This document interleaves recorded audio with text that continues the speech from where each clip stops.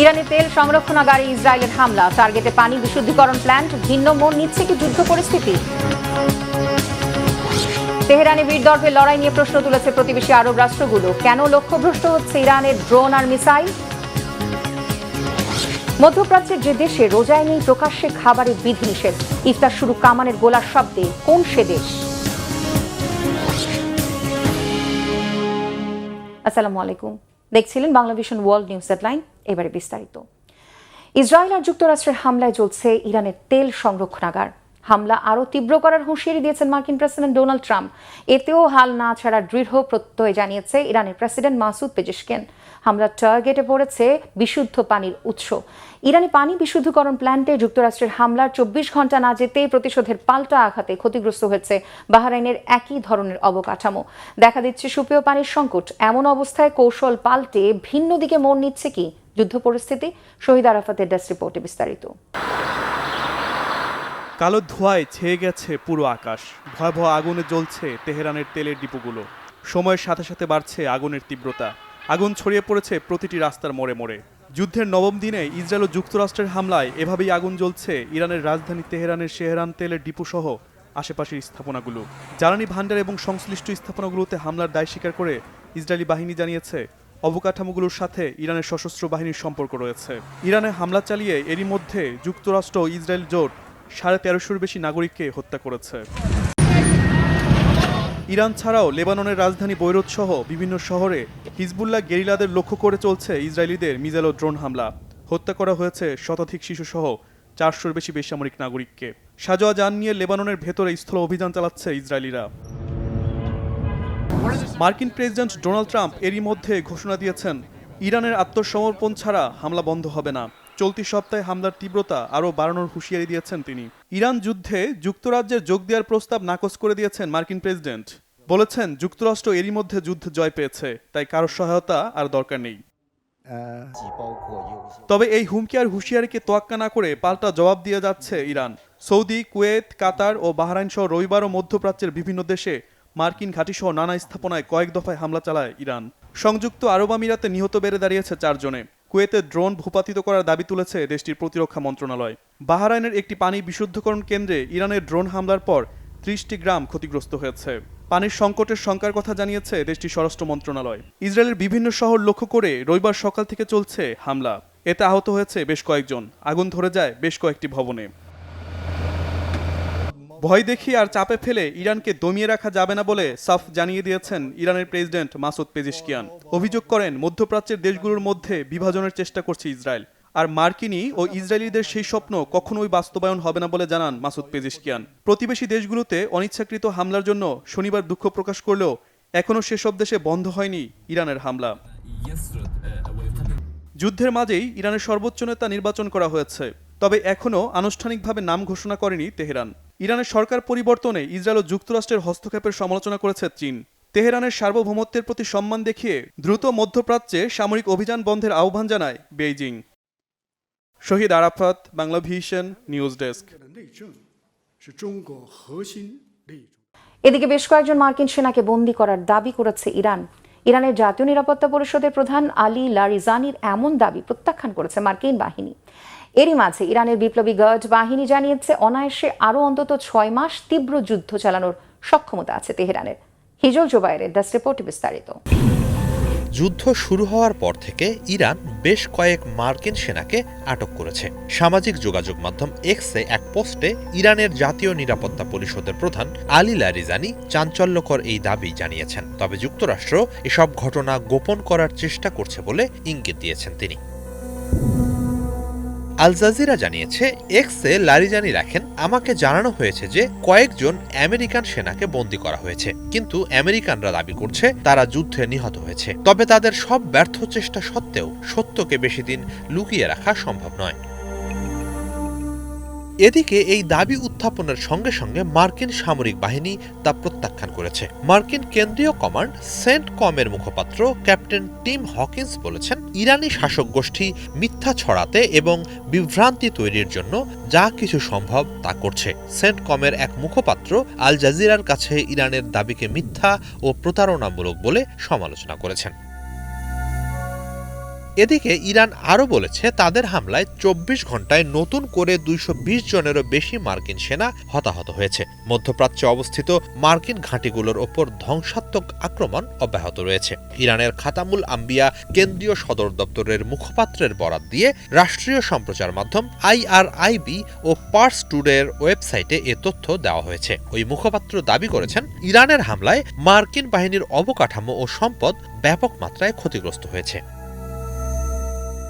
মুখপাত্র বলেন, মার্কিন নৌবাহিনীর পঞ্চম বহরে হামলায় ২১ মার্কিন সেনা নিহত এবং আরও অনেকে আহত হয়েছেন। আল জাফরা ঘাঁটিতে হতাহত হয়েছেন প্রায় ২০০ জন। পাশাপাশি পারস্য উপসাগরের উত্তরে একটি মার্কিন মালিকানাধীন তেলবাহী জাহাজেও হামলা হয়েছে, সেখানেও অনেকেই হতাহত হন।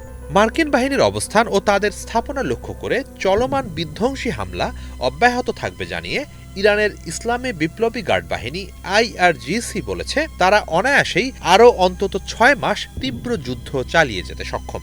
ইরানের আধা সরকারি বার্তা সংস্থা ফার্স্ট নিউজ এজেন্সি জানায়, IRGCর মুখপাত্র আলী মোহাম্মদ নাইনি এক বিবৃতিতে বলেছেন, বর্তমান গতির এই যুদ্ধ তারা দীর্ঘ সময় ধরে চালিয়ে যেতে পারবে। অন্যদিকে প্রাণহানি ও ক্ষয়ক্ষতি আমলে না নিয়ে নিজেদের হামলার জয়গান গেয়ে চলেছেন মার্কিন প্রেসিডেন্ট ডোনাল্ড ট্রাম্প। AFPর প্রতিবেদনে বলা হয়েছে, নাইনির বক্তব্য সম্প্রতি মার্কিন প্রেসিডেন্ট ডোনাল্ড ট্রাম্পের মূল্যায়নের সম্পূর্ণ বিপরীত। ট্রাম্প দাবি করছেন ইরানের ওপর আমেরিকা ও ইসরায়েলের হামলা অত্যন্ত সফল হয়েছে। চলতি সপ্তাহে ট্রাম্প বলেন, আমরা এ যুদ্ধে বড় ব্যবধানে জিতছি। আমরা ইরানের শয়তানি সাম্রাজ্য গুঁড়িয়ে দিয়েছি। এই যুদ্ধ কয়েক সপ্তাহ ব্যাপী চলতে পারে বলে মনে করছেন তিনি। তবে বিশ্লেষকদের মতে কয়েক সপ্তাহ নয়, কয়েক মাস বা তারও বেশি সময় ধরে চলতে পারে এই যুদ্ধ। মার্কিন গোয়েন্দা সংস্থাগুলোর গোপন প্রতিবেদন অনুসারে ইরানের শাসন ব্যবস্থা পরিবর্তনে বড় ধরনের সামরিক অভিযান চালালেও তা সফল হওয়ার সম্ভাবনা খুবই সামান্য। হিজল জোবায়ের, বাংলা ভিশন। ইরানে যুক্তরাষ্ট্র ইসরায়েলের হামলা আর পাল্টা প্রতিশোধের মধ্যে হুঁশিয়ারি দিয়েছে আলোচিত পরাশক্তি চীন। আগ্রাসী শক্তিকে হুঁশিয়ারি করে চীনের পররাষ্ট্রমন্ত্রী বলেছেন, ইরানের সরকার পরিবর্তনের চেষ্টা সফল হবে না। সামরিক অভিযান অবিলম্বে বন্ধের আহ্বান জানিয়ে বলেছেন, ইরান আর উপসাগরীয় দেশগুলোই নিজেদের ভাগ্য ঠিক করবে, বাইরের চাপ নয়। চীনের এমন কড়া অবস্থান কি ইঙ্গিত দিচ্ছে? চীন কি ইরানের সহায়তায় এগুবে নাকি কূটনৈতিক মধ্যস্থতাকারীর ভূমিকা নেবে? হাফিজুল ইসলামের ডেস্ক রিপোর্টে বিস্তারিত। ইরানের সরকার পরিবর্তনের চেষ্টা কখনোই সফল হবে না। মধ্যপ্রাচ্যের চলমান উত্তাপের মাঝেই সরাসরি হুঁশিয়ারি দিল চীন।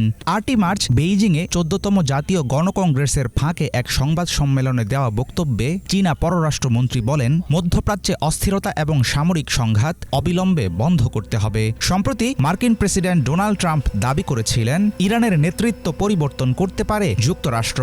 এর মধ্যেই সামনে আসলো বেইজিংয়ের পক্ষ থেকে দেয়া সতর্কবার্তা। এমন পরিস্থিতিতে প্রশ্ন উঠেছে, ইরান ইসরায়েল সংঘাত বন্ধে চীন কি সরাসরি ভূমিকা রাখবে? চীনের অবস্থান সবসময় ন্যায্য ও নিরপেক্ষ। আমরা বহুবার আমাদের মূল নীতিমালা ঘোষণা করেছি, সেটা হচ্ছে যুদ্ধ বন্ধ করা এবং সংঘাত শেষ করা। প্রাচীন চীনা জ্ঞান বলে, অস্ত্র ভয়ঙ্কর একটি জিনিস, বিবেচনা ছাড়া সেটা ব্যবহার করা উচিত নয়। মধ্যপ্রাচ্য এখন জ্বলন্ত পরিস্থিতির মধ্যে আছে। এটি এমন একটি যুদ্ধ যা কখনোই হওয়া উচিত ছিল না। এই সংঘাত কাউকে ফায়দা দেয়নি। মধ্যপ্রাচ্যের ইতিহাস বিশ্বকে আবারও মনে করিয়ে দেয়, শক্তি দিয়ে সমস্যার সমাধান হয় না। অস্ত্রের ব্যবহার কেবল নতুন বিদ্বেষ ও সংকট তৈরি করে। চীন আবারও সকল পক্ষকে অনুরোধ করছে সামরিক অভিযান অবিলম্বে বন্ধ করতে, যেন পরিস্থিতি আরও খারাপ না হয় এবং সংঘাত অন্য অঞ্চলে ছড়িয়ে না পড়ে।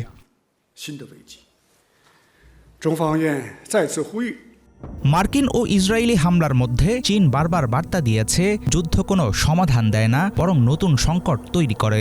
মধ্যপ্রাচ্যের দেশগুলো নিজেরাই নিজেদের ভাগ্য ঠিক করবে, বাইরের কোনো চাপ নয়। এর আগে ইরানের সর্বোচ্চ ধর্মীয় নেতা আয়াতুল্লাহ আলী খামেনি হত্যার নিন্দা জানিয়েছে চীন।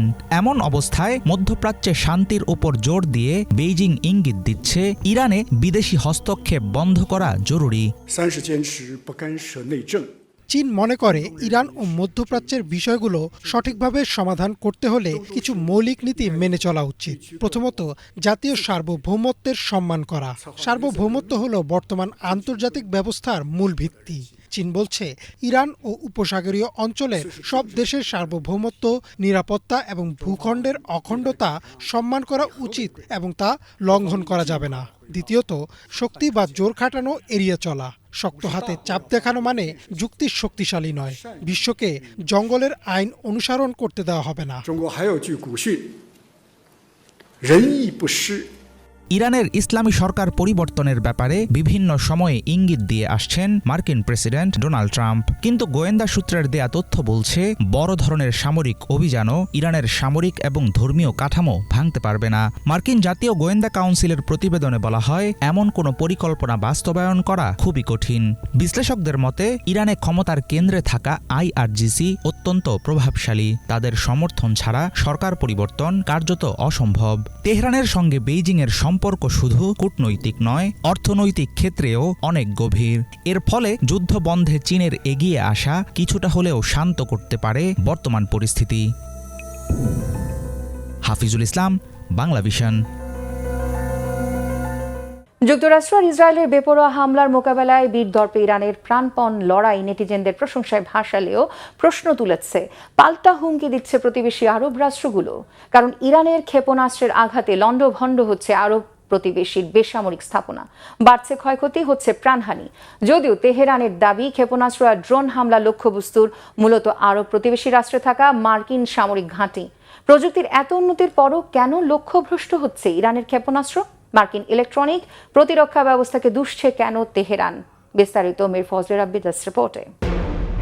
মধ্যপ্রাচ্যের বিভিন্ন দেশে মিসাইল হামলা অব্যাহত রেখেছে ইরান। তবে এসব হামলা শুধু মার্কিন সামরিক স্থাপনাতেই হচ্ছে না, নিহতের তালিকায় যোগ হচ্ছে বেসামরিক মানুষদের নামও।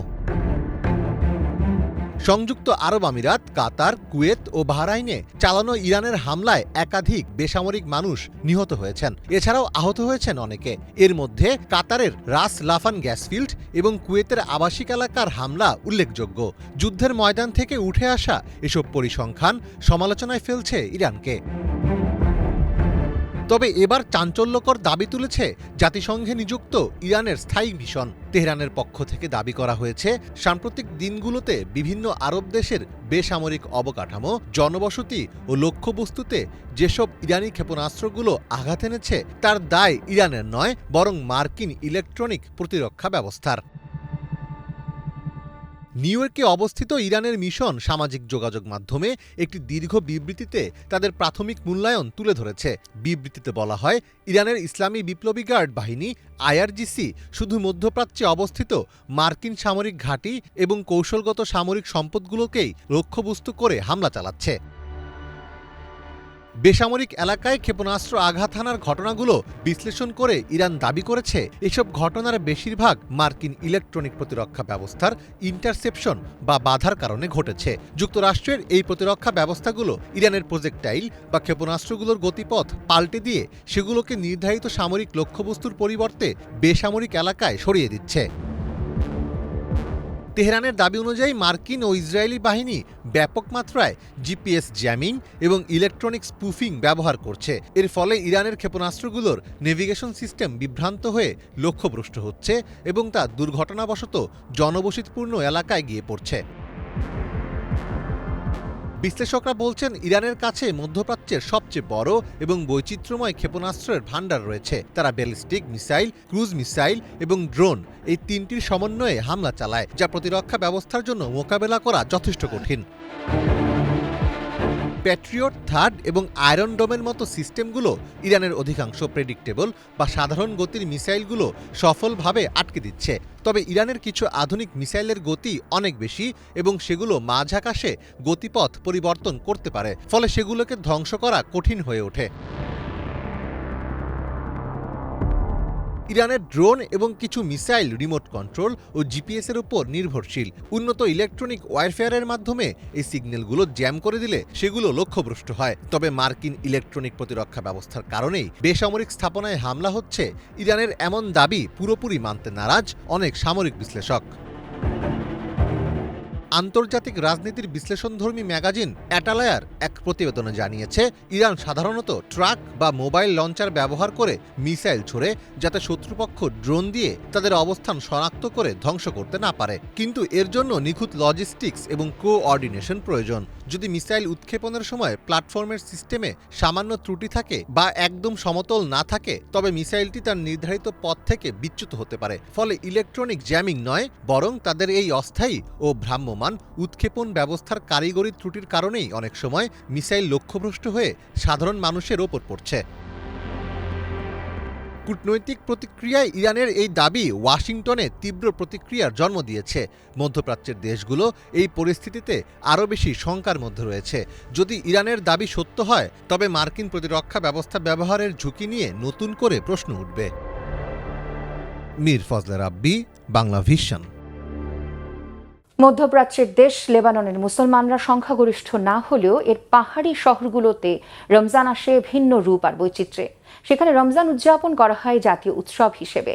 ইফতারের সময় জানানো হয় কামানের গোলা ছুড়ে, দস্তরখান সাজানো হয় খেজুর, শুকনো ফল, জিলাব, মসুর ডালের স্যুপ, বাকলবা ও ফাত্তুশের মতো ঐতিহ্যবাহী খাবারে। রমজানে মুখরোচক খাদ্য তালিকায় আরও আছে তাবুলা, কিব্বে, ইয়ানলাঞ্জির মতো হরেক পদের খাবার। ধর্মীয় সম্প্রীতির দেশ হওয়ায় রোজায় প্রকাশ্যে খাওয়া দাওয়ার নেই কোনো বিধিনিষেধ। ধারাবাহিক আয়োজন দেশে দেশে রমজানের এবারের পর্বে বিস্তারিত জানাচ্ছেন হাফিজুল ইসলাম। আরব বিশ্বের নয়নাভিরাম দেশ লেবানন। পর্বতময় দেশটি ধারণ করে আছে গ্রিক, রোমান, আরব, উসমানী খেলাফত সহ হাজার বছরের ঐতিহ্য। মুসলমানরা সংখ্যাগরিষ্ঠ না হলেও লেবাননে রমজানকে বিবেচনা করা হয় জাতীয় উৎসব হিসাবে। মধ্যপ্রাচ্যের মুসলিম দেশগুলোর মতো এখানেও ইফতারের সময় জানাতে ছোড়া হয় কামানের গোলা। ইফতার আয়োজনে থাকে মুখরোচক সব খাবার। সুন্নতি খেজুর, শুকনো ফল ও শরবত কিংবা দুধের মতো পানীয় দিয়ে শুরু হয় ইফতার। আঙুর, চিনি ও গোলাপ জল দিয়ে তৈরি জিলাব নামের পানীয় লেবাননের মুসলিমদের কাছে বেশ জনপ্রিয়। ইফতারে পছন্দের খাবারগুলোর মধ্যে থাকে মসুর ডালের স্যুপ, আরবীয় মিষ্টান্ন বাকলাভা ও সালাতের পদ ফাত্তোশ। মুখরোচক ঐতিহ্যবাহী সব খাবারের মধ্যে আছে লেবাননের জাতীয় খাবার সবজির সালাদ তাবুলা। নিয়মিত খাওয়া হয় আলুর সালাদ তাহিনি, মরক্কান স্যুপ চোরবা, ভেতরে মাংস দেয়া নিমকির মতো পদ ফাতায়ের।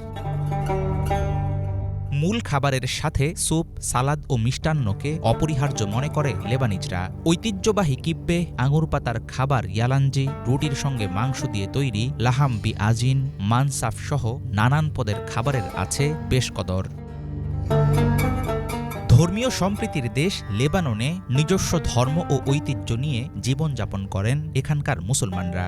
পবিত্র মাহে রমজানে সিয়াম সাধনার মধ্য দিয়ে লেবানিজরা অনুসন্ধান করেন আল্লাহর অনুগ্রহ।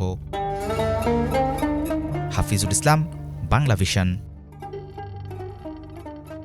পশ্চিম আফ্রিকায় বিশ্বের বৃহত্তম আর উষ্ণতম সাহারা মরুভূমির দেশ নাইজার, যেখানে জনসংখ্যা প্রায় ৯৯% মুসলিম। ইতিহাস বলছে ১৫০০ শতাব্দী থেকে আরব ও বারবার বণিকদের হাত ধরে শুরু হয় ইসলামের প্রচার। সুফি সাধক, হাউজা বণিক ও সোংহাই সাম্রাজ্যের প্রভাবে নাইজারে ছড়িয়ে পড়ে ইসলামের আলো। বিশ্বজুড়ে মুসলিম এর ধারাবাহিক প্রতিবেদনের আজকের পর্বে নাইজার নিয়ে মোর্শেদ আলমের ডেস্ক রিপোর্ট। নাইজারে ইসলামের সূচনা মূলত ১৫ শতাব্দী থেকে শুরু করে উত্তর আফ্রিকা ও সাহারা অঞ্চলের মধ্য দিয়ে মরুভূমি পারাপারকারী আরব ও বার্মা বণিকরা ইসলামের বার্তা সাথে নিয়ে আসতেন। সুফি মতবাদের প্রচারকগণ স্থানীয় সংস্কৃতির সাথে ইসলামকে মিলিয়ে প্রচার করায় সাধারণ মানুষ দ্রুত গ্রহণ করে। সোংহাই সাম্রাজ্যের বিস্তার, টুয়ারেগদের প্রভাব এবং হাউসা বণিকদের মাধ্যমে ইসলাম পশ্চিম ও দক্ষিণ নাইজারে ছড়িয়ে পড়ে, যা বর্তমানে দেশটির ৯৯% বেশি মানুষের প্রধান ধর্ম। পশ্চিম আফ্রিকার দেশ নাইজারের দাপ্তরিক নাম রিপাবলিক অব দ্য নাইজার। আফ্রিকার বিখ্যাত নাইজার নদীর নামানুসারে এর নামকরণ করা হয়েছে। দেশটির চারপাশে লিবিয়া, চাদ, নাইজেরিয়া, বেনিন ও বুরকিনা ফাসো, মালি, আলজেরিয়া অবস্থিত। দেশটির মোট আয়তন ৪,৯০,০০০ বর্গমাইল, যার ৮০% সাহারা মরুভূমির অংশ। প্রায় ৫ কোটি জনসংখ্যার দেশটির ৯৯% ইসলাম ধর্মে বিশ্বাসী। বিশ্বের শীর্ষ ৩০ জনসংখ্যা বহুল মুসলিম দেশের তালিকায় নাইজারের অবস্থান ১৮তম। দক্ষিণ পশ্চিম অঞ্চলের শহর নিয়ামি দেশটির রাজধানী। 3 আগস্ট 1960 সালে ফ্রান্সের কাছ থেকে স্বাধীনতা লাভ করে নাইজার। রাজনৈতিক অস্থিতিশীলতা ও দারিদ্র্য নাইজারের মুসলমানদের প্রধান সংকট। এরপরও দেশটিতে ইসলামী কর্মকাণ্ড থেমে নেই। দেশটির আলেম ও ধর্মপ্রাণ মানুষ শিক্ষা, সংস্কৃতি, সেবা ও রাজনীতি সর্বত্রই সক্রিয়। 1971 সালে প্রতিষ্ঠিত জামিয়া ইসলামিয়া নাইজার দেশটির সর্ববৃহৎ ইসলামী শিক্ষা প্রতিষ্ঠান। তিজানিয়া নাইজারের প্রধান সুফিবাদী ধারা। নাইজারের রাজধানী নিয়ামিতে অবস্থিত নিয়ামির গ্র্যান্ড মসজিদ দেশটির অন্যতম প্রধান ও ঐতিহ্যবাহী ধর্মীয় কেন্দ্র। এছাড়াও নাইজারের বিভিন্ন ঐতিহাসিক শহর যেমন আগাদেজ ও জিন্দেরে মাটি ও খড় দিয়ে নির্মিত সাহেলীয় স্থাপত্য শৈলীর প্রাচীন মসজিদগুলো তাদের ঐতিহ্য ও সংস্কৃতির বিশেষ প্রতীক। মোরশেদ আলম, বাংলা ভিশন। এই ছিল আজকের মতো। ধন্যবাদ এতক্ষণ সাথে থাকার জন্য।